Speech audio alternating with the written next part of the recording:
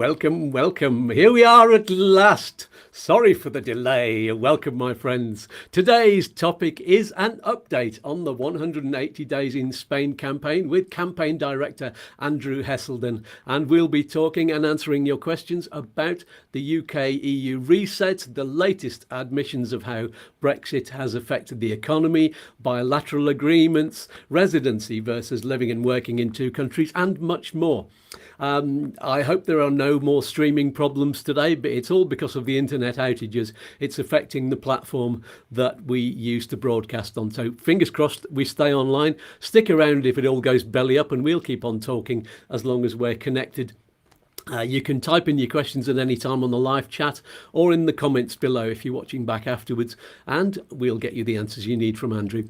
I also have two exclusive special offers for YouTooSpain watchers, which I'll tell you about later. We'll help you throughout the show so you can do the Spain thing too. You're all very welcome to YouTooSpain. Here comes the theme tune. Hold on to your hats.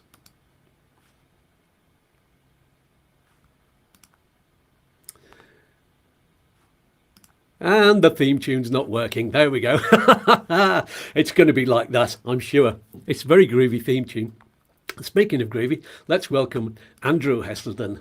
And here he is. Good evening. Hello, good evening. Well, at least we've managed to get you. The stream is working. That's brilliant. That's a good sign. It's going to be fun tonight and with all the technical issues, but never mind. It is, yeah. I think I'm probably only allowed a certain number of things that I can display on the screen, and I've put loads of pictures up that we can show people, and that's probably knocked some of them off the other end of the scale. But anyway, it's technical stuff. So let's just see if there's anybody on the live chat. See if that's working. We have Yogi. Good evening. How are you doing, Yogi? He's one of our regulars. And yes, so everybody, we seem to have at least 20 people watching, it says in my figures. Give us a wave on the live chat. Just say hello for now, just so that we know you're there and that you've got the stream. And while we're waiting for that, tell us a little bit about yourself, Andrew, and what the 180 Days in Spain campaign is all about, and crucially, what it's not all about. Sure, absolutely. Have you got my visuals? I have, yes. I'll tell you what. We'll see. The other thing I'll do is I'll put this one up there, which is a QR code. You can explain what that is when I put the other things up. Yes. So this QR code, if you scan it with your phone, it will take you to a page which lets you follow our social media channels on X or Blue Sky, and to join the actual group itself if you would like to get involved with our lobbying work. Excellent. Right. So first picture I have. There we go. That's you. Sure. Yes, that's me. So I'm Andrew Hesselden, as it says there. I actually studied languages. I run a communications business, and in theory, I trade all across Europe, which has become quite difficult since Brexit. So I set up a campaign called 180 Days in Spain. And I set up a couple of other things as well. Shall I mention those now? Yes, why not? Do you want the next slide? One, yeah. Cool. The circles one, that's the one. That's cool. So the one I've just mentioned, 180 Days in Spain, that we're going to talk about today, is the one in the middle. And I've also run two other things. One called Save Freedom of Movement, and another thing called Brexit the Elephant. And I've Brexit the Elephant. I don't know if you've seen it online, but it's poking a little bit of fun at the continued refusal of the British government to understand that Brexit is causing a few problems. Should we show a couple of the pictures? Yeah, these are great. I love these ones. There you go. Germany and France. So Brexit gets out and about. He sometimes goes to Brussels with me or goes out to Paris with me, and we flick on the next one. But yeah, sorry, I said Germany, and that's not Belgium. I got that wrong. Here we go. And that one. But half the time, most of the time, you can find him sitting around looking very morose and grumpy in St James's Park or in the House of Commons bar. Because the idea is that nobody is talking about the elephant in the room being Brexit. And he sits there in plain sight. And flick onto the last one for me. And And then occasionally he goes off travelling and stands in a few passport queues, and he likes eating spaghetti. Don't ask me why, but Elephants and spaghetti, nice. So what's the 180 Days in Spain campaign? We set it up to deal with the problem that people have caused by Brexit. And when Brexit happened, some people were protected by the withdrawal agreement if they were living all year in Spain, whereas people who live part of the year in Spain, whether they were sort of genuinely having a life in two places, or whether they were visiting frequently, or all kinds of reasons, they were not necessarily protected by the withdrawal agreement, and so they found themselves having to make do with arrangements designed for holidaymakers and short-term visitors, which is the 90 and 180-day Schengen visa waiver. This causes problems if you were one of the people that was lawfully living in Spain before Brexit, but not for more than half of the year. Because essentially you might find that you use up all of those days just living in your home in Spain. And the problem doesn't necessarily show itself up in Spain all necessarily. It might actually show itself up if you try and go to Greece for a week, or you try and go to a business meeting in Germany. You might find you don't have any days left. So that's what it's all about. And the campaign, we've got 8,200 members at the moment. Nice. It keeps growing. Lots of people interested in this, and we're putting pressure on the British government primarily to negotiate some better travel arrangements for two different streams to what we're doing. On the one hand, we'd like everybody who was lawfully abroad before Brexit to get the same kind of protection that they thought they might get through the withdrawal agreement. That's the one that's connected to Brexit. The other aspect of it is we want to be fully inclusive. We don't only want to be helping people, that were abroad in the past. We actually want to raise awareness of the difference in travel arrangements between what British people get in a country like Spain versus what Spanish people get in the UK.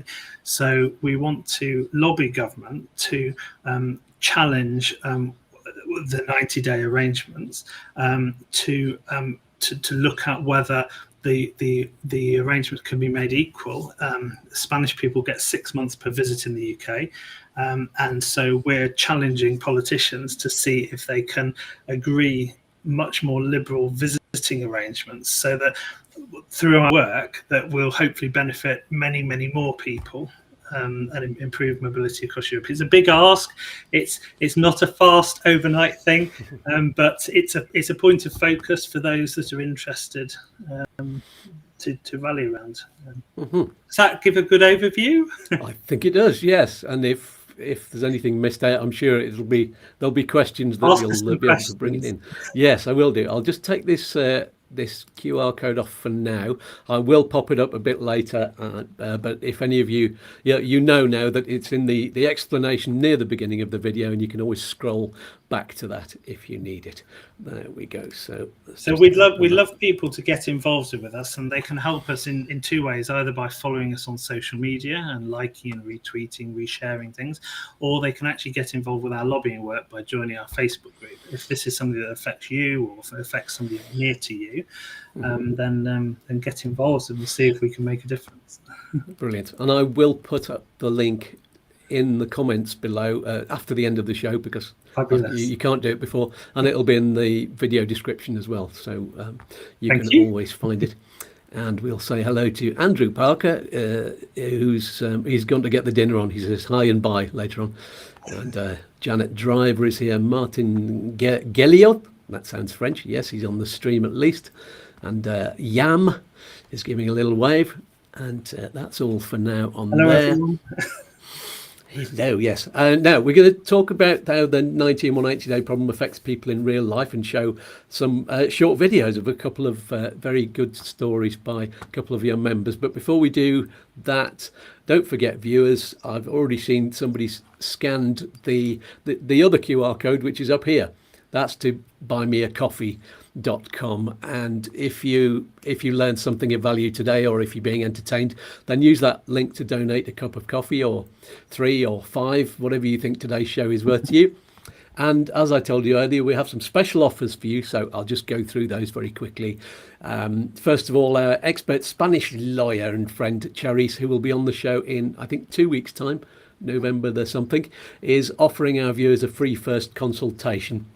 She specialises in property law and immigration law. Very useful person to know.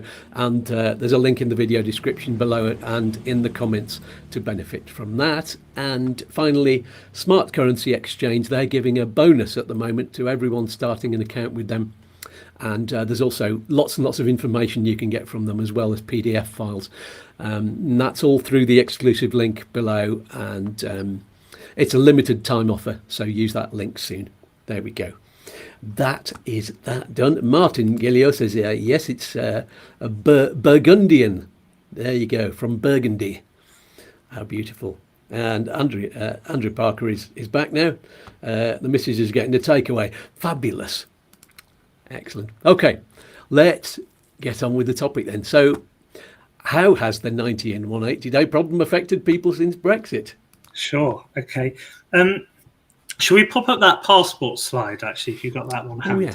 Because that will probably be quite a good time to talk about that. So what is the 90 and 180 day problem? Now, a lot of people think the problem is the 90 days. The problem is not actually the 90 days. The problem is twofold. One, since Brexit, the days are counted. Well, I say since Brexit. This is not a new thing since Brexit. I should clarify. This has affected all non-EU citizens, but obviously since Brexit, British people are non-EU citizens. So it affects them in 2 ways. One, the days are counted now across 29 different countries. There was 26 at the time of Brexit, but since then we've had Croatia join, and more recently Romania and Bulgaria. And in the future, I think Cyprus is expected to join. It is, yeah. Which will take it to 30. And maybe at some point in the future, Ireland, but the common travel area with the UK complicates that a little bit. The second reason why it's a problem is the rolling control period of 180 days. So, for example, if you happen to, so it affects people who travel a lot, and it affects people who have family abroad, or it affects people who have homes in Schengen zone countries, but who are not protected by the withdrawal agreement because they're not there more than 6 months of the year. So they're treated as holiday makers when they're actually trying to carry on their life since before Brexit, living lawfully, doing whatever they do. And so the reason that's a problem is because it's not the 90 days of the problem, because if you could visit for 90 days and then leave and then come back a few days later, or go to a different EU country, let's say you have 90 days in Spain, if you could leave Spain and then go and have 90 days in Italy, or then 90 days in Germany, most people could probably cope with this. Or if the reason it doesn't affect the part-year residents, they were tending to come and go quite frequently. So they wouldn't necessarily be here for one continuous 6-month period, but they might want to spend most of the winter in Spain. So they might want to come for 8 weeks and then go back to the UK for a week, and then they might come for another 8 weeks to Spain. Well, that is not possible. Even though it's less than half the year, it's not possible because of this control period of the 180 days rolled forward by a day every day. So that's the first thing to point out. So how does it affect people? It affects people with second homes. It affects people who have a life in 2 places, people who have children and grandchildren abroad. And that's really interesting, because some of the people who are affected by this didn't realise they would be affected by it until Brexit actually happened. And that wasn't necessarily because they were asleep at the wheel or ignorant, or just didn't know about this. It's because their life circumstances changed when Brexit happened. So, for example, a lot of older people, their children moved abroad just before Brexit. So all of a sudden, part of their family, let's say they're living in, let's say these people are living in the UK and in Spain for half the year. If their family suddenly moves to France, all of a sudden they've got children and grandchildren they want to spend time with in France. And people are really finding that it's quite difficult to balance the time between different EU countries because of this 90 180-day problem. There are some other cases which are really interesting. It actually affects people who were protected by the withdrawal agreement, who have family in the UK. It affects people as they're older, if they're caring for elderly relatives. And we've also got a few cross-border romances. So, and it caused an issue there. So should we play those two videos? We've got two of our campaign members who very kindly recorded a short testimonial to explain their story. And they can do it much better than I can. So yeah, let's do it. Here they are. Oh, that one's not working. Now, I'll tell you what, I'm going to move. I'm going to see if I can remove some of these other ones. The ones we've done. From the memory. Let's just go into... You're going to be able to see. This is exactly how we're... let's go... Like it's the one day I've given you lots of things to show, isn't it? Yeah. If I remove... Oh, dear, that's not... I don't want to add a video. I want to try and remove the videos. Yeah, let's just remove these videos. Delete. I've not shown that one yet. I've shown the... Oh, yes, I have. I can remove the one with your picture on. That's good. We've seen that one. And that one there. None of you can see what I'm doing. It's just me going, that one there. Okay, let's just remove back to that and see if I can hit. Troubles in Swansea too, Dawn says. We have. Oh, that's not there. Okay, tell you what. Answer that question while I'm trying. What's the chances? This is all about. Yeah, you can talk about that. What's the chances of things being equal in Spain to UK? Well, I mean, that's sort of the $1 million question. We are working really hard to help British politicians become aware of the issues. We've had a big breakthrough in that regard lately. The Liberal Democrats put together an early day motion, which has been signed by 57 MPs as of today, recognising the problem. And this is actually one of the first times it's actually been acknowledged that there are problems with mobility since Brexit.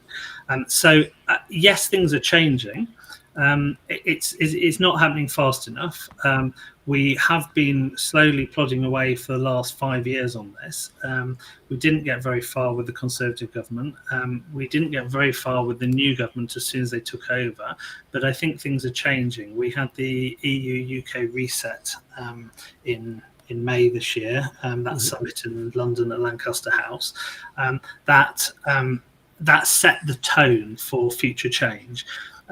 We do believe things might be happening behind the scenes, but the way things work in politics is you don't always know that these things are happening until they actually happen. We know the British government has now agreed to a youth mobility scheme. We know that the EU wants that to happen. We know the UK's idea of that is one that looks like a quota control visa. And we know that the EU would prefer something that looks much more like freedom of movement, even if it isn't. So I think there's a lot of reasons to be really positive about the prospects of change. I think politicians on both sides of the channel are recognising that this is a problem. No one is denying it's because of Brexit, but I think there is a new appetite for solutions. So I've no idea how long this is going to take, but what I would say is I am constantly surprised by the pace things are changing. As in they are happening a little bit faster than I thought they would. Realization that Brexit is a problem, and an appetite to look for solutions. So yeah, I was very surprised at what Keir Starmer said at the party conference. That wasn't. I don't know if anybody else expected that, but I've been saying, when people say, "Oh, what's the chances of us rejoining?" and I'll go, "It would be political suicide." This is what I was saying a year ago, that for any politician to mention it.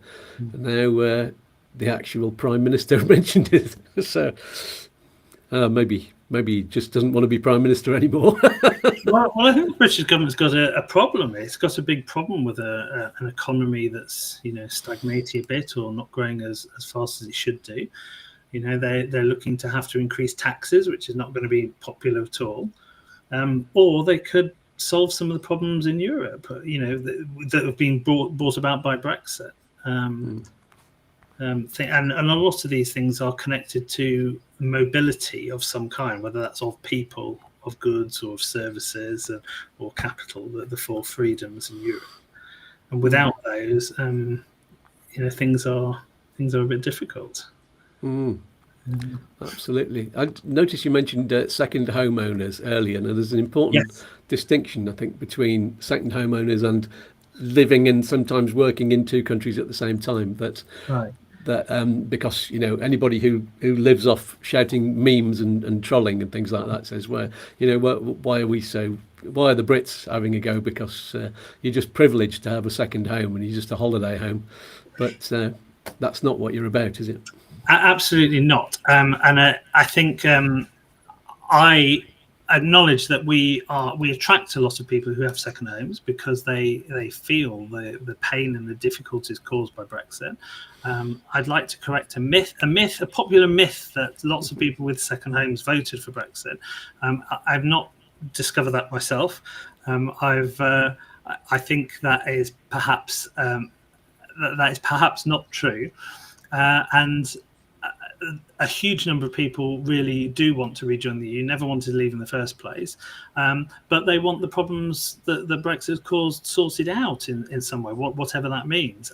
So we're trying to distinguish between the people with as we would know with second homes, but we want to challenge what that actually means in practice. We were part of the single market. We've been encouraged for the last 30 odd years to have cross-border lives, to live, work, study abroad. People have done Erasmus years, they've made friends all over Europe, they've got businesses, they're trading with clients across Europe. That just suddenly stops overnight. It's not surprising that people have lives that cross borders. So we set out to challenge that stereotype that this is only about second homeowners. It really isn't. We've got people who were consultants who were traveling all around Europe, and just at the weekend, instead of going back to the UK, they might go to a home in Spain or in France, or they might be working remotely. Lots of people have different reasons to live in multiple places, and we often challenge the idea of what a second home person is, because you might not own your second home, you might rent it. I know when I started in Spain, I rented a home initially, and I think that if you think about a young person, a 25-year-old man, living at home with his mum in Birmingham, gets a job in Germany for 6 months, doesn't want to stay in a hotel all the time, so rents an apartment. He's renting an apartment. He technically has a second home because he lives in two places. And so we're saying, what is this about? This is about cross-border living and working. And I felt very strongly that Brexit didn't stop people emigrating permanently, but it did stop people having cross-border lives, and that is the thing which I think we've lost. And I know there are a lot of people out there that wish that could continue, and so one of the purposes of our campaign is to provide a focus and to keep this idea of cross-border living and ideally working alive, so that when our politicians finally come to their senses, there's a large group of people that are making the case for living and working this kind of way. And there must be people on both sides of the divide, even the Leave voters and the Conservatives and Reform, who don't seem to want to cross any kind of lines. They're just very, very fixed in saying, no, Brexit is definitely Brexit. It's been done now. We're not negotiating. And I'm sure a lot of them are affected as well. Well, I think that is the problem with mobility in Europe, because everybody has been affected in such different ways, because it would depend on, whether you've got an EU spouse, because if your wife is an EU citizen, then you're not affected in the same way when you travel. If you were born in Northern Ireland, you're probably entitled to an Irish passport, hence you're an EU citizen. If you've got ancestry from any other EU country, you're probably also not affected. And let's be honest, a large number of people in the UK were never interested in cross-border lives. So it's a real problem because although it doesn't treat everybody equally, it doesn't harm everybody in the same way. It depends where you were born and what your ancestry was, largely. Absolutely. And you've got this big no-go zone, which is the boats, which everybody shouts on that. It's don't let anybody into our country is the big shout. And they think that you can't make a rule that allows people to travel and go cross-border and have some freedom of movement, but that doesn't allow illegals in, And I think that's actually so the idea of so I should clarify that the 180 days in Spain campaign is not actually freedom of movement. It's simply asking to equalize the visitor travel arrangements between the UK and Spain. It's only Spain. It doesn't include work rights. It really isn't freedom of movement at all. I also run another campaign called Save Freedom of Movement to promote freedom of movement, and this idea of freedom of movement of people has proven to be a bit politically toxic because it's been weaponized by the right-wing parties, and weaponized by Reform, etc. And so it's seen as political dynamite. But it's for that very reason that I think that it's really, really important that Keir Starmer starts to draw a line and create some clear blue ocean, rather fits the metaphor, but between the idea of mutual mobility in Europe, which we all need. International mobility was always thought of as a good thing. Yet when we talk about immigration, that's a bad thing. And so I think Keir Starmer needs to separate the issue of small boats, asylum, legal permitted migration, visas issued to people that we want to come to the UK, and mutual mobility schemes like freedom of movement where things are reciprocal. Once you separate those things, then it would largely neutralise the effect of this weaponised immigration talk that Reform keep bringing up. I mean, if he can separate the idea of the economy, economic growth, and international mobility from small boats, asylum, which are big problems, they're different problems, but they're nothing to do with the mobility of British people around the world. And I think if he can draw a line and segregate those two issues, then he might find the path to rejoining the single market or even the EU in the future becomes more politically acceptable to people. That's the thinking. We can only hope. Yes, yeah. Robert Wynne asked earlier, any government body we can badger, email, etc. That's a good one for you. So it's a great question. So number one, your MP. Everyone can write to their MP, and if you frame it as a problem that you're experiencing yourself, then they're supposed to help you because they're supposed to take it on as casework. They shouldn't just bat you away. You can also write to any other MP. There's a bit of a caveat on that. They will tell you that they only deal with correspondence for their own constituents. But if you know a particular MP is really interested in the idea of mobility in Europe, there is nothing to stop you writing to them. You just have to start off your letter saying, I realise I'm not a constituent, but I'm writing to you because this is an area of personal policy interest, and I'd love to know your thoughts on this. And the more people do that kind of thing, that will be really powerful. You can also write to any government minister, and there's nothing stopping you writing directly to government ministers, explaining why, when Brexit happened, when you lost your freedom of movement, explain how it affected you. Explain how it affected your business, your family life. Because the more people who talk about this issue, the more the government will realise they need to look for solutions. The solutions might be better visa waivers, they might be agreements with individual countries, they might be joining the single market, they might be rejoining the EU. Who knows? I can only hope. But yeah, so you can also write to your diputados in Spain or senators in Spain. Anybody who's living in Spain part of the year would also have an MEP, member of European Parliament for their region. They could write to them. And they can talk to journalists as well. We love it when people contact journalists and tell their stories. Absolutely. Do you think these videos are going to play yet? Do you think our videos are going to play? I can give it a try. I think what happens is when I load them in, they load them to the server, and I think the server's not working. But we'll give it a try. Let's click this one, because they're quite nice to. No. Oh, well, maybe we can come back to those later. Yeah. I think it's just vanished, that one. Yeah.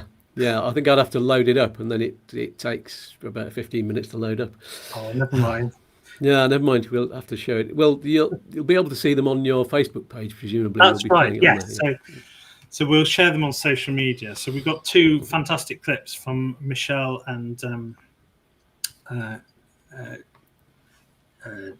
can't remember her name either. I had it written down. Completely forgot. It'll come to me in a minute. My brain's gone blank. Anyway, apologies. That's okay. Julia? No, I'm sure we'll find it. It's on. It's on. Yeah. No, I don't know. Let's bring up another question. Robert Wynn says, "Are there any health reasons like warm climate you could use to get around the 9180 rule?" Unfortunately, not. I don't think. No.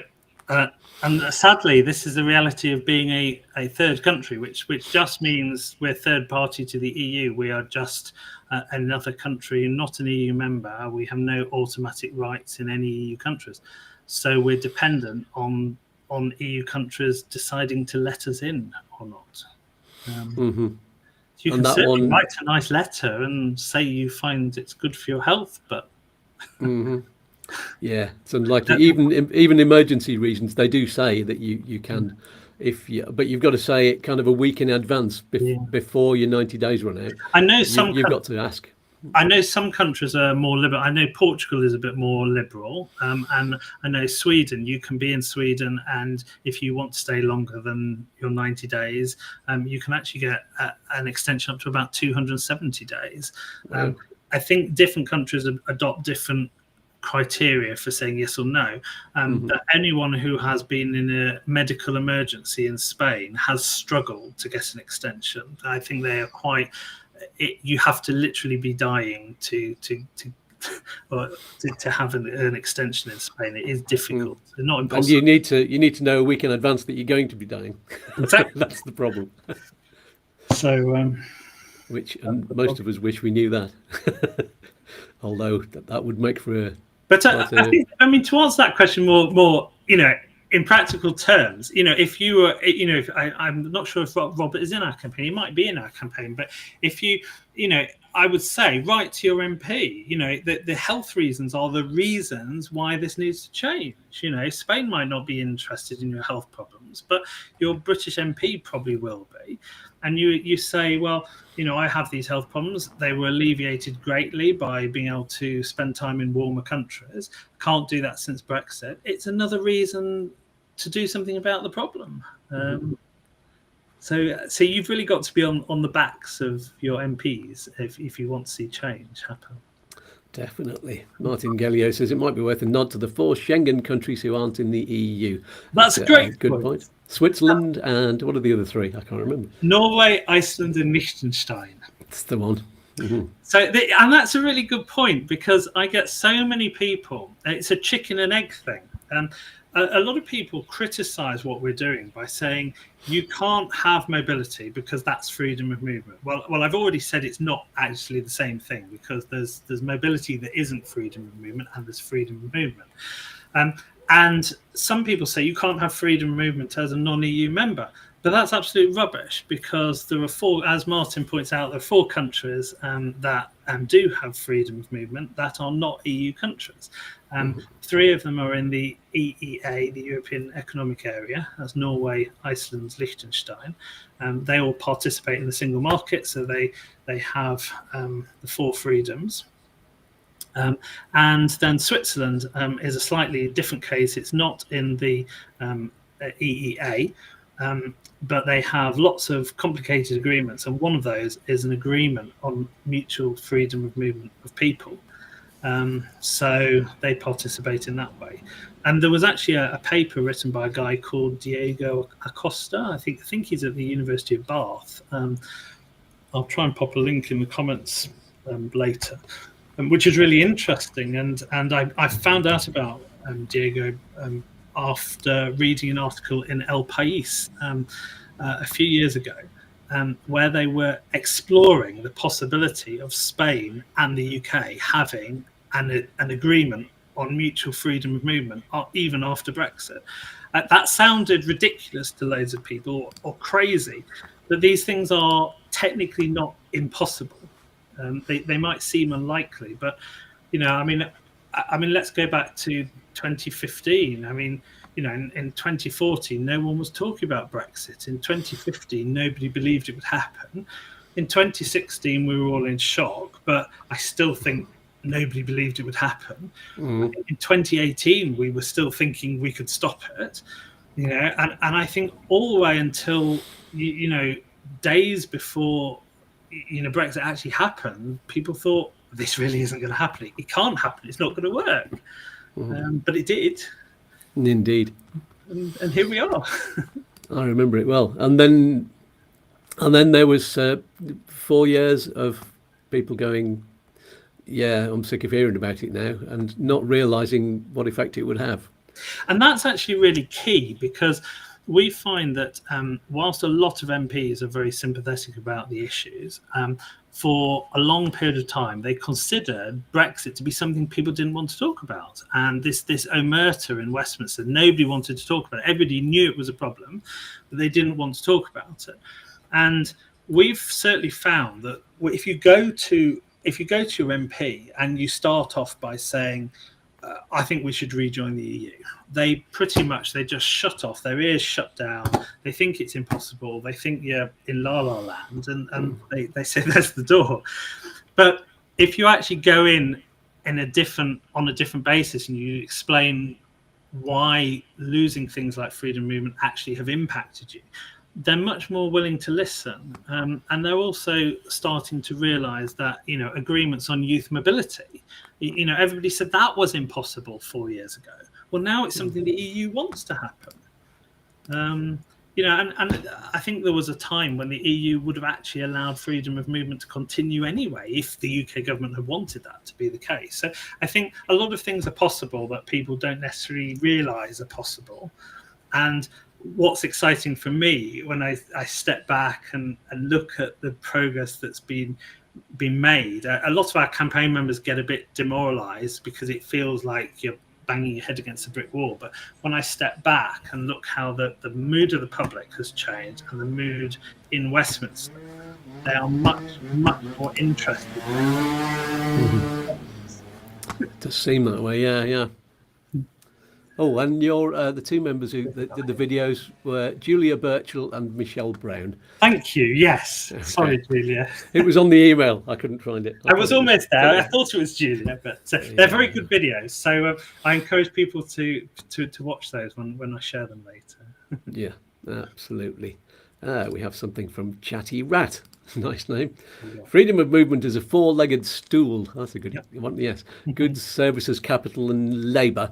And you, not as in the party, but as in the people. You can't have one in labour in isolation.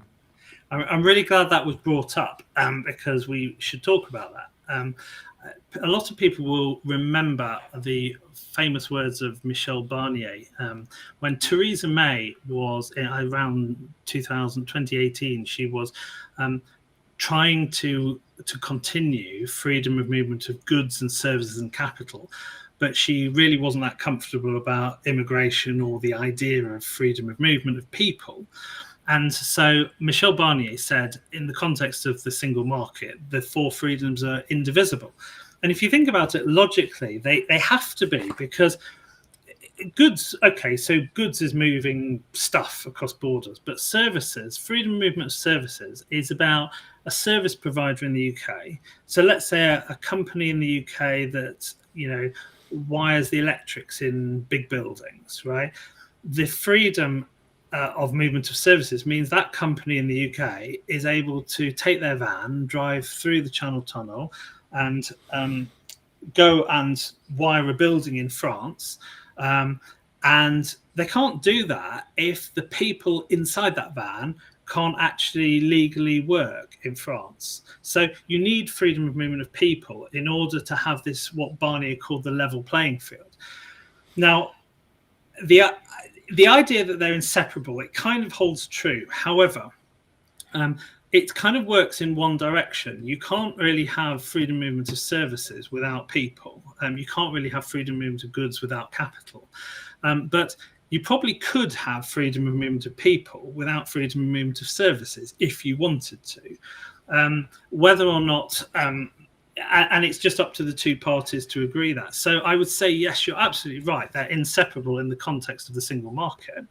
But if we're not talking about the single market and we're talking about an agreement such as the one Diego Acosta was talking about in his paper, or all the kind of agreements that Switzerland has, even they're not as inseparable as you might think. So I encourage people to not get sucked in by that line we've all heard, the four freedoms are inseparable, because when the EU wants to do something, the EU does it, as we're seeing with youth mobility.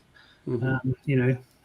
They'd like something that looks very much like freedom of movement of people, and we're not talking about goods, services, or capital yet. Mm-hmm. And then there's musicians, touring musicians as well. That's something that's been relaxed, has it? Yeah, well, so there are certain permitted activities that you're allowed to do in certain countries. I'm very happy to be corrected on this, but this isn't just musicians themselves, the performers. This is about the people who tour with them, the people who drive the big lorries, who carry all the sound equipment, who set up the stage before the performance. If you're a performer, you probably want to take that same crew, the same equipment with you. You don't want to have to use a different crew in every country you try and tour in. So this is the issue of touring musicians. And it's a really interesting issue because some types of work, such as driving lorries, being a tour guide, or being a support crew for a musician, some of those activities are permitted in some countries. I couldn't tell you which ones allow it and which don't. Some of them require a visa, some of them don't. And what's really interesting is the people who are complaining most about the 90 and 180-day problem are often the people who are still allowed to work on the 90-day rule in Europe. And they're people like musicians, people like lorry drivers who are allowed to do what they do. But let's say every time a lorry driver drives over with a load to Europe and delivers it, their passport gets stamped. Now that's fine, and it's still a problem. They can only do this for half the year, because they're not as competitive as someone with an Irish passport, for example, or an Italian living in the UK, because they wouldn't be restricting that way.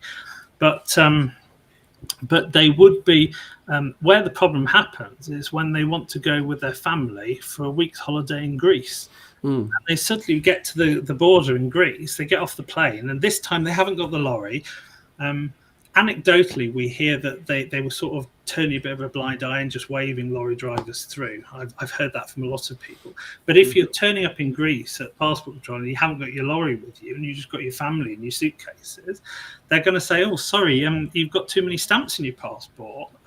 Your family can come in, but you've got to go back on the next plane." And so the people who feel this most are quite often the people who are actually still allowed to work to some extent. The people who are not allowed to work, who have to get a visa, are not trying to. Yeah, absolutely. Very good point. Robert wins. The short question. Yeah, no, it's fine. Robert Wynn saying, yes, Andrew, I was on your Facebook side. Unfortunately, I'm no longer on Facebook. I deleted it 12 months ago. But I am on Skatz YouTube. But Janet Driver said maybe worth looking on X to see what we're doing and who we are writing to. That's a great point. That's a great point. And you're also very welcome to write to me by email, Robert. And that QR code that you'll let's put that one up again. If you scan that QR code, I think that's that takes you to a page where you can follow 180 Days in Spain on X, on Blue Sky. You can join the Facebook group if you want to, and I think there's also an email address on there, so you're welcome to email me if you want some updates. I can't respond to everyone. I might be a bit slow, but I will get back to people who are not on Facebook. Absolutely. And just remember, everyone, there is a link below in the, well, there will be a link below because I've not put it there yet, in the comments and in the video description. So I'm also happy to, if you leave a comment on this video on YouTube, I'll be happy to carry on answering questions that people leave on there. So that's very good. Yes. I wish all of the guests did that actually and came back and looked at it, but they're, a lot of them, of course, are just so busy with clients. Well, everyone's busy. Busy world. And actually, that's what makes it so hard to raise awareness. There are so many problems in the world that have been caused by Brexit, and there are so many problems in the UK that are domestic problems. It is hard to get people to listen, but I think our members have been very patient. We've waited for a change in government. We've given them time, and they're sort of losing patience a bit. So I'd say of late our efforts have been redoubled. Because we've been encouraged by the progress we've been making. Yeah, I mean, I've noticed. I'd say you're one of the most patient people I've ever met. Considering I've spoken to you several times before, and you're when somebody comes out with the sort of the troll typical messages, the Brexit is Brexit, and typical British exceptionalism, all that kind of stuff. You're very patient with them. And, I love that phrase. Angry. I can destroy that in seconds. Yes, but you do it so politely and with a smile. That's the way it works. So Martin Galio says he's grateful transport workers got cited. It's good, and he also makes the point: musicians' equipment require carnets. Merchandise sold requires VAT returns in each member state where gigs are held. It's all tied up in the four freedoms. Great point, isn't it? Does everybody know what a carnet is?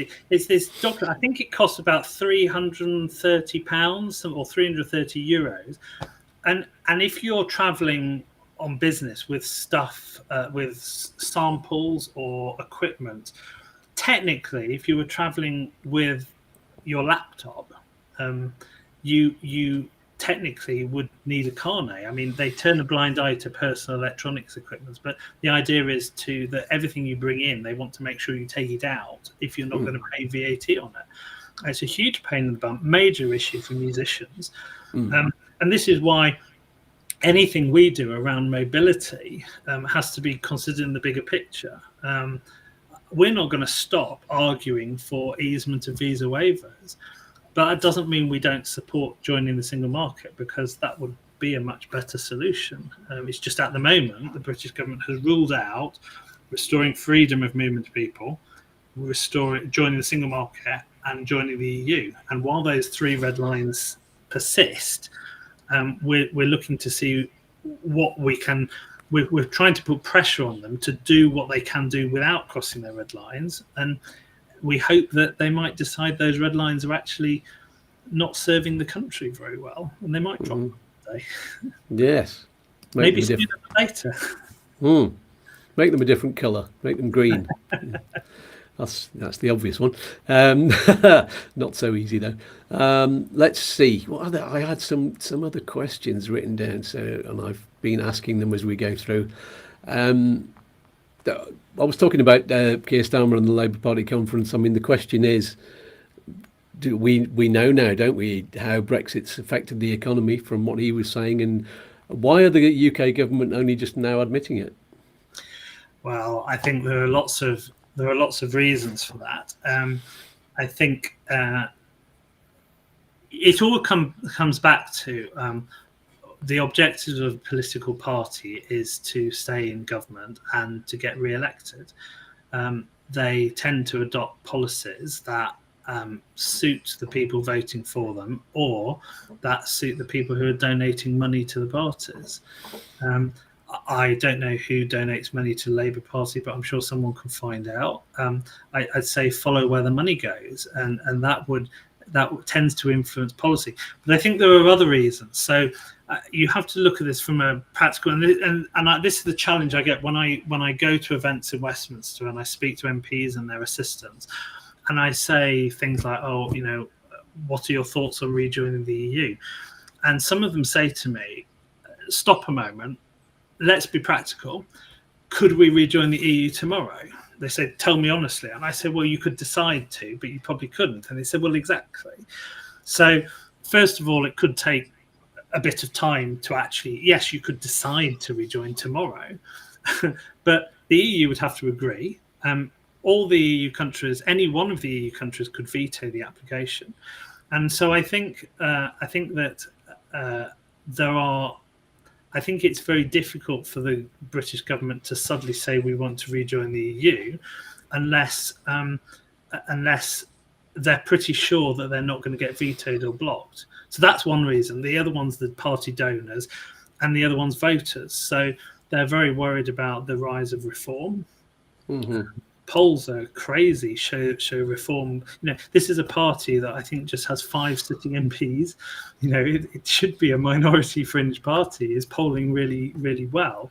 But that's not to say the Lib Dems and the Greens are also polling really well. And I think the threat to Labour, whether or not they get re-elected, it's not just the Conservative Party. It's perhaps not even the Conservative Party at the moment. That's probably not the key threat to them.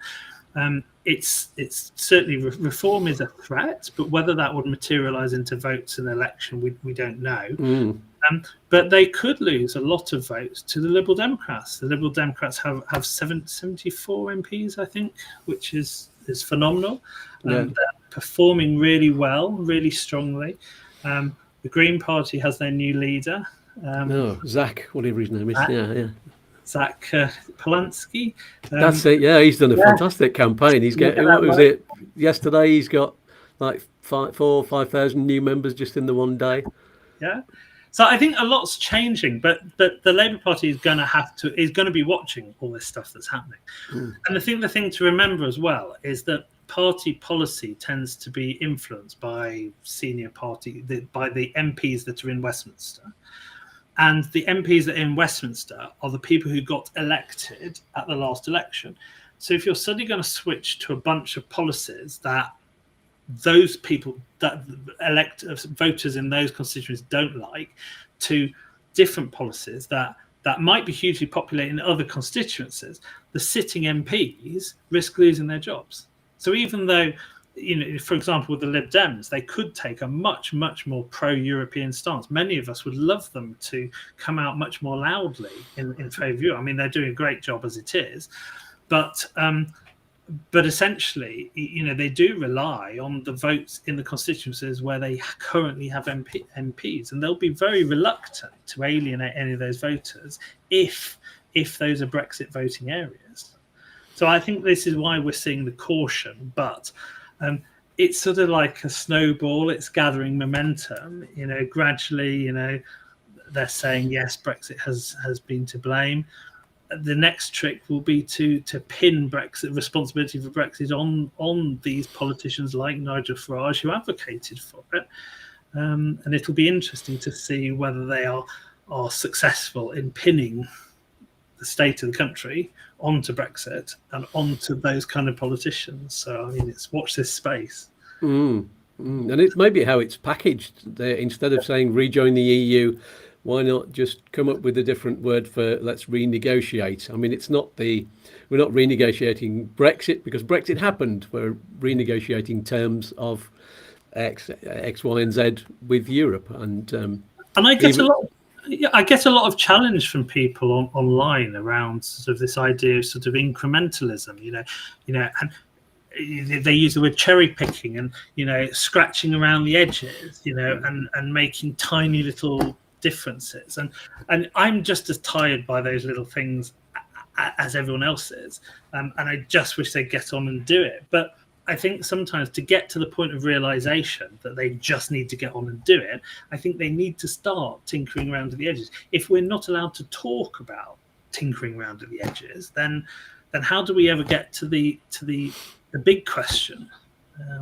So this is why I think we should definitely be talking about mobility. It's a red hot chili pepper, this topic, isn't it? Because this EES system has been brought in. And, and although we've always had passport control with the UK before Brexit, it's a very tangible manifestation of a border when all of a sudden you see all these new robots barring your entry to the rest of your continent. It's a very physical, tangible representation of what Brexit means. And I think it causes people to question whether this is the kind of future they want with their continent. I mean, it's talking of EES, how is it affecting campaign members? What are the reports coming in? What do you think of it? Well, we haven't heard that much yet. We've heard, I think Spain, most of our members are in Spain. We also have a sister campaign, actually, in France that's very big and it's got 5,500 members. That's called France Visa Free, if anyone is in France and wants to get involved with that. We also have one in a 180 days in Italy, 180 days in Germany, and in Greece, if anyone wants to get involved. But in Spain, where most of our members are, there aren't that many airports that have rolled it out to all flights yet. I think in Madrid, it started in Madrid with just one flight. It did, yeah. And I think there's a date for it to go live in Malaga, isn't there? I think it was today, or is it in a couple of days' time? I don't know. Somebody said the 20th, but I've not had confirmation yet. I've not seen it in Palma yet, where my home is in Mallorca, but I'm out there next week, so we'll see what happens there. But I've had a lot of comments saying, "Oh, this is exactly the same as ID, digital ID." And I'm not giving my personal details. That this is the big call that you see, and about privacy, invasion of privacy, and I say, well, look, have you given up your phone and your computer? And there's a lot of it about it. That's the usual answer. Well, I think there's also a certain amount of delight from people that are not having to do the EES, people with residency cards and things like that, as if they're exempt from this fingerprinting process. But the issue is you've already had your fingerprints taken; they're already on that card, and that's the reason you're exempt from it because it's already been done. So this is just putting visitors through the same kind of process. And it's available in so many other countries now. Was it America, Australia? Canada doing it? Yeah, there's quite a few. Well, it's just the march of progress, but I think when they bring in ETIAS, which is the next step in this puzzle, which I think comes in next year, a year later, where people need to apply for electronic travel authorization before they're even allowed to get on the plane in the UK. I think that will be another point where people question whether these are the kind of barriers we want between the people of our continent. I mean, the UK beat the EU to implementing this system. They launched their electronic travel authorization system, I think, back in January for some countries and in April for EU citizens, and it came in at £6. The EU version was going to be €7 and the British one was going to be £6, and it launched at I think £12, and then a few weeks later it jumped up to £16, and then surprise, the EU has now said that their €7 is actually going to be €20. So what's going to happen? I mean, this is each country taking money off foreign citizens for what purpose? To pay for a new computer system. And if it's €20 next year, what's it going to be the year after? Is it going to be 40? Is it going to be 80? Is the UK just going to retaliate? Is it going to be, instead of £16, is it going to be £24? Is it going to be £40? Is it going to be £80? I mean, and it's kind of like we just get used to these things, and people say, oh, but it's not much money. If you can't afford that, you can't afford to travel. But it's another barrier.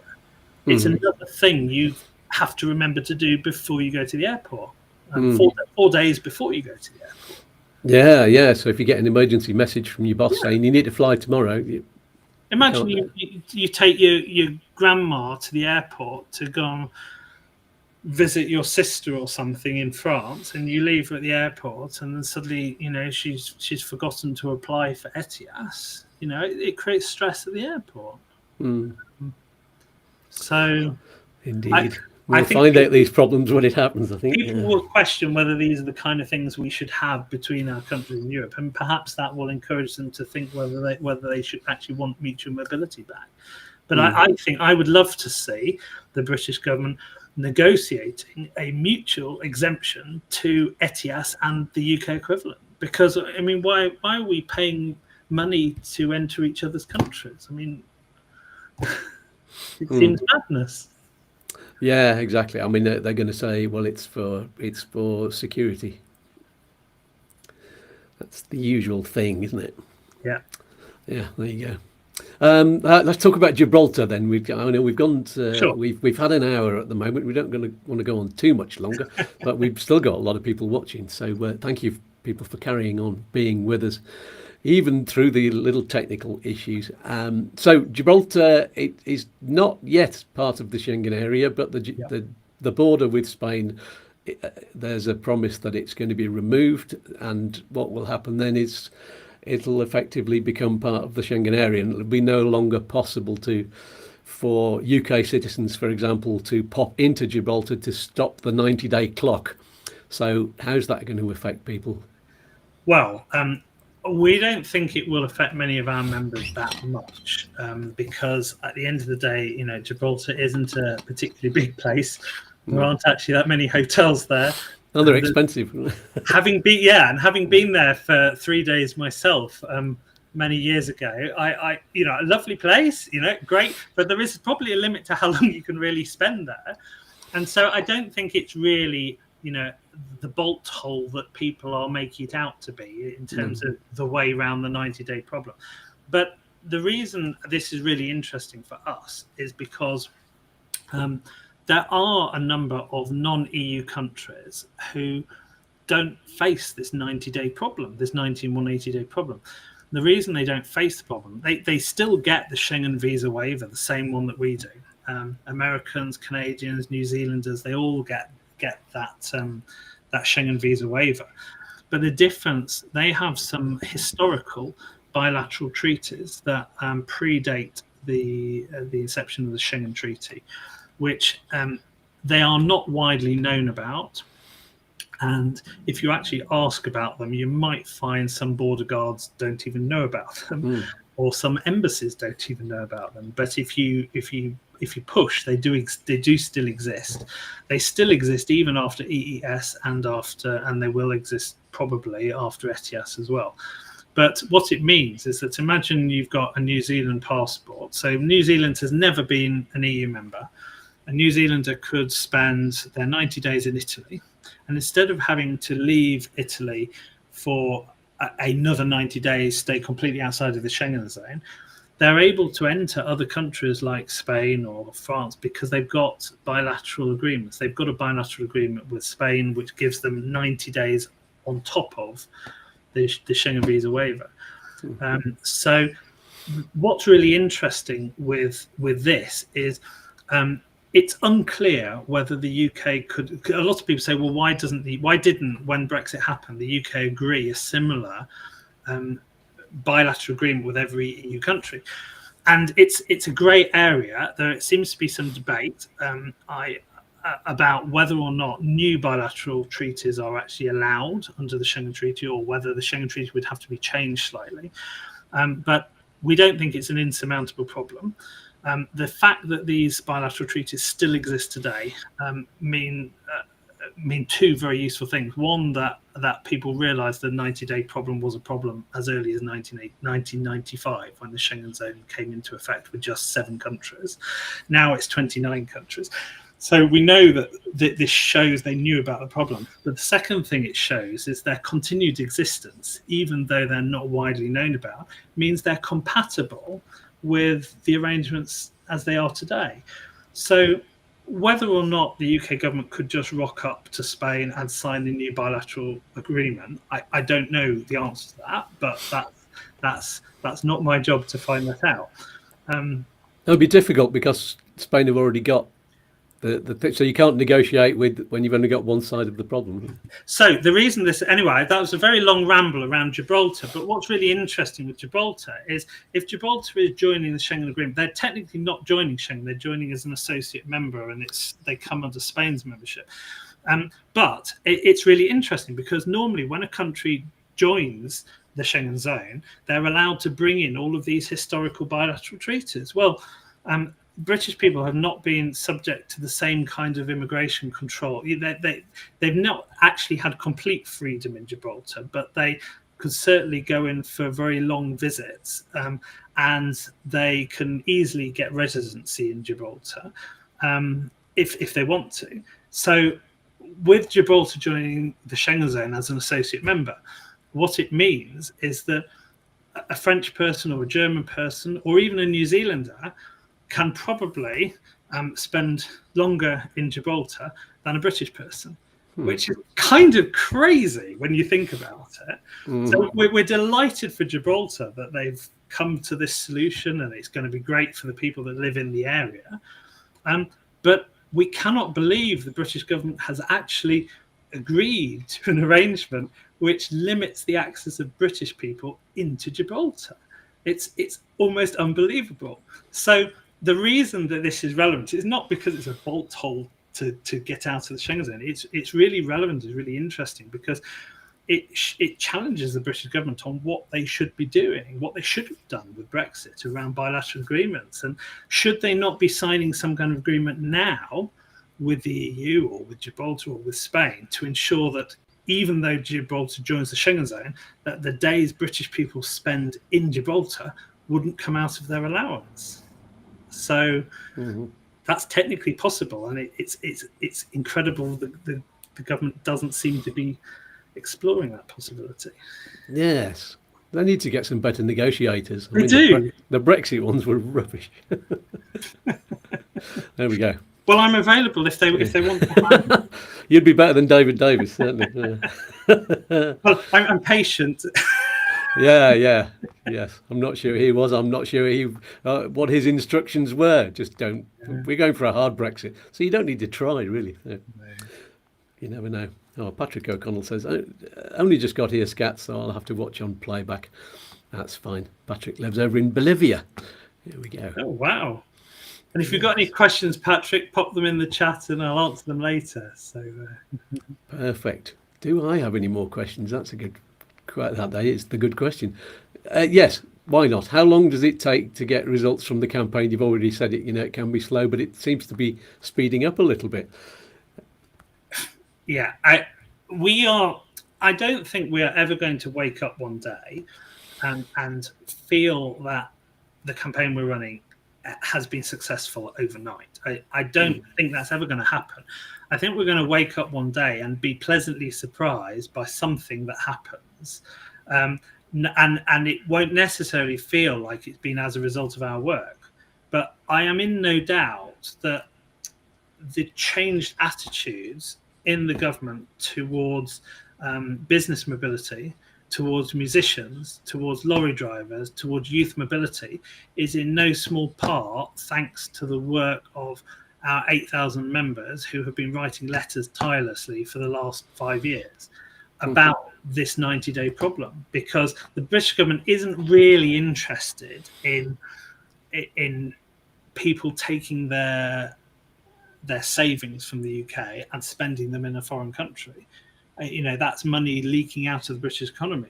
But they are interested if British service providers can't drive their lorries, or if British musicians can't make money from.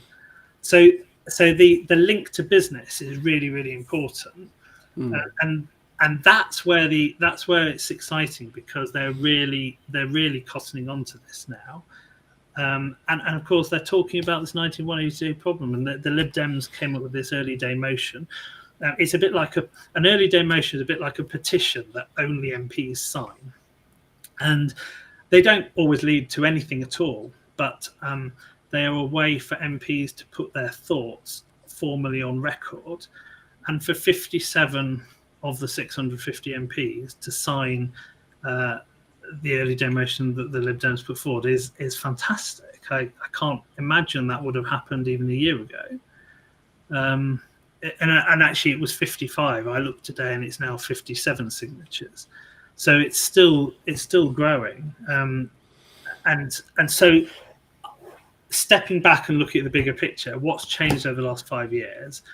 Huge amounts. You know, they're talking about youth mobility. They're talking about these things now. They weren't doing that 5 years ago. Are people getting access to their homes in Spain? Well, not as fast as we'd like, but they keep plodding along. Yeah, and we hope they'll listen soon. Yes, indeed. Dave Carroll says, watching from Canada. That's great. I'm very, very pleased that we've moved the show from a Saturday morning to a Monday evening, because now that we can get people watching from Canada first thing in the morning and the US. So, yeah, thank you, Dave. That's great. Any more questions on the live chat? Then put them down now so we can get to them before the end of the show. There's a bit of a sort of 23-second delay before questions appear, and of course they've got to type them as well. So in the meantime, any other campaign news briefly before we go? I can't think of anything else. We've covered such a lot of different things at the moment. We have, yeah. Well, make sure everybody. Yeah, sorry, go on. I'd say we are building on the success that we had, talking to senior Lib Dem politicians. We are trying to get the ear of senior Labour Party politicians at the moment.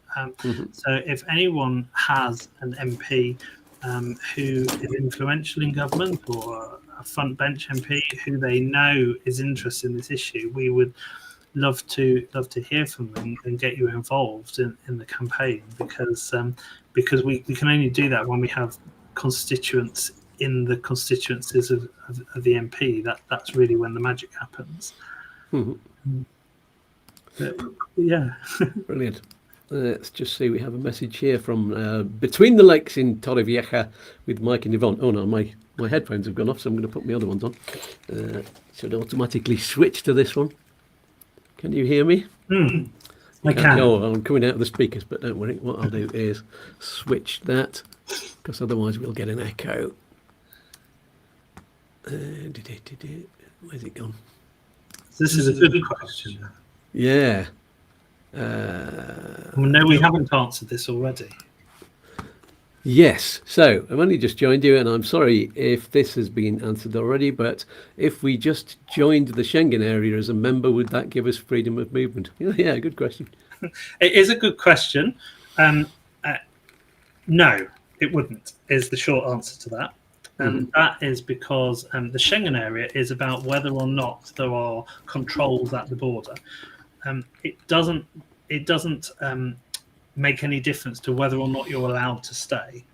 And what I mean by that is freedom of movement is not just whether or not you're held up at the border. So if you talk to an American if you ask an American what freedom of movement is, they will give you an answer that's something like, well, nobody stands in my way, or I can move from one state to another, and I'm not inhibited, or that I can go from the kitchen to the living room, without being stopped, right? But that's not what freedom of movement means in the European context, because freedom of movement is something very specific. Many people think it should be called something different, but it's to do with your live, work, study, retire rights. It's to do with whether or not you have permission to live in that country or work in that country. So yes, in theory, we could join the Schengen area. I'll come back to that in a minute. But that in itself wouldn't necessarily mean we participate in freedom of movement. It would just mean we've agreed to get rid of the controls at the border. So what that would mean is, let's say you were only allowed to spend 90 and 180 days, even though you'd entered freely and nobody looked at your passport. If you were stopped, if you were in an accident or ended up in hospital and they say, who are you and what are you doing here? Then you could be there illegally. And to sort of illustrate that, if you hold a visa or a residency card for France, you're still only allowed to spend 90, and as a British person, you're still only allowed to spend 90 and 180 days in Spain, Portugal, Italy, Germany, etc. combined, the rest of the Schengen zone. So if you had a visa for France and you live there permanently, and you spent more than 90 days in Spain, as a non-EU citizen, you'd be there illegally.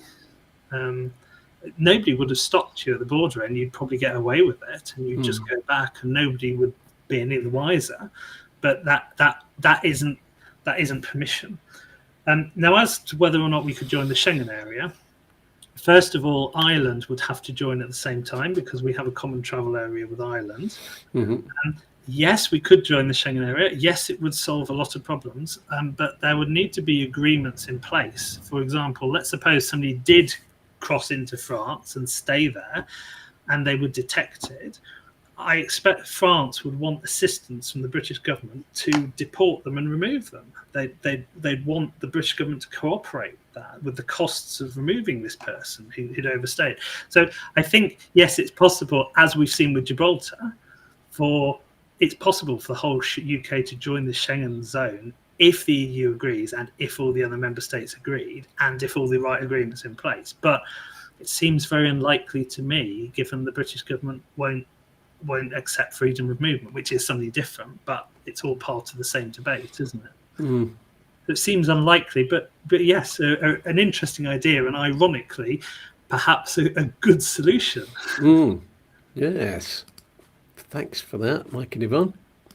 And yeah, everybody make sure you smash the like button. That's what they say. Smash it into smithereens. And of course, subscribe if you haven't already. And hover over that QR code and buy me a coffee or 3 if you haven't already. I think 3 people have done that so far. Thanks so much. Aww.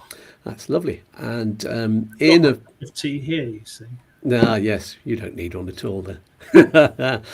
So, in a few moments, I'll tell you who my expert guest will be next week. But that is all we have time for from Andrew. So let's give him a big virtual kiss and a hug and say goodbye for now. And I'm sure we'll see you again in the near future. Thank you very much. You are very welcome. Okay, bye-bye for now. Bye-bye. Well, wasn't that groovy? We got through, even though the headphones have gone off and we couldn't get the video on the screen, but that was a fantastic chat, and I think we covered so many points on there. So who do we have on the next show?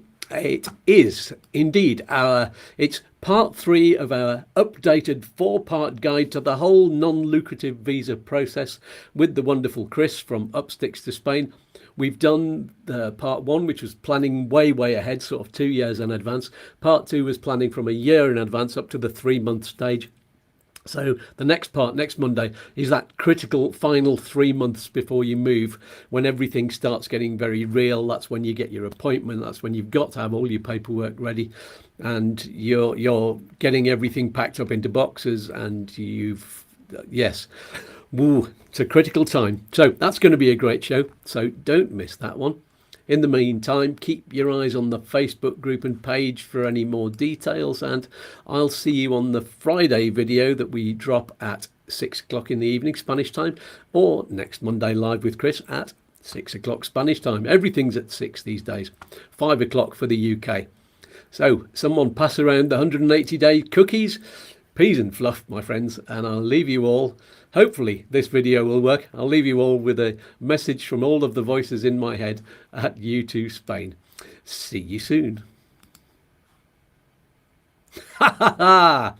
Well, that's not worked at all, has it? Let's see if this one works. No, none of the videos are working. I'm just going to wave goodbye and then sit here until you